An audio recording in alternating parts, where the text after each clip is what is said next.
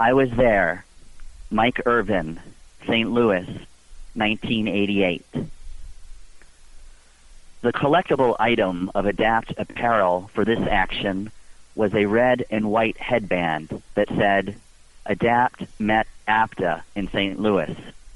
It was spring 1988, one of our last actions targeting the gatherings of the American Public Transit Association.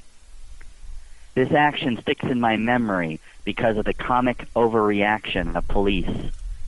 A television news report announcing our coming said police were conducting bomb sweeps in the rooms of APTA's hotel.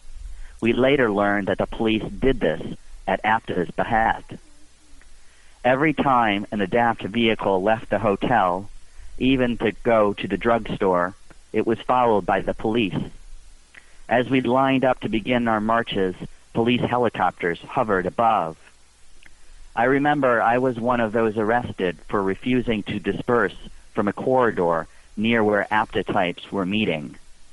The blind man next to me was told by police that if he was arrested, his dog would be sent to the pound and he probably wouldn't get it back. So, very reluctantly, he dispersed. They transported all of us arrestees to a police lockup, and during the processing, they did something I've never seen police do before or since. They took blood samples.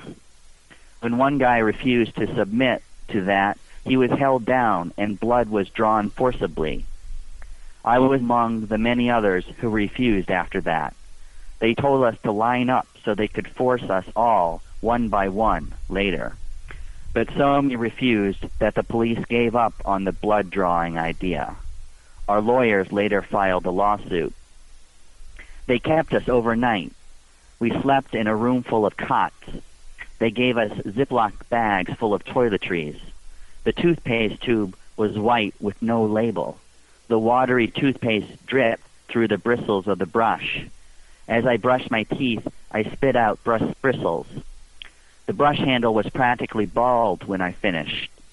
They fed us the standard issue bologna sandwiches, a single slice of bologna smashed between two slices of cottony white bread.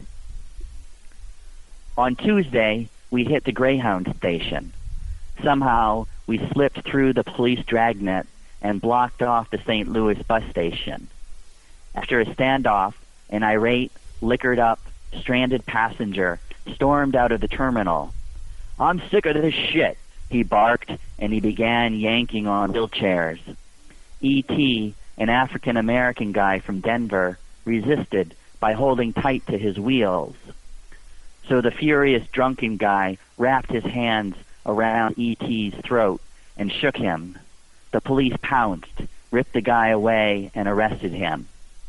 The next day, as we prepared to leave town, there was a newspaper picture of E.T. parked in front of a Greyhound bus and being strangled. And the police commander dropped by our hotel to shake our hands and wish us well. He congratulated and thanked us for conducting a well-organized, non-violent protest.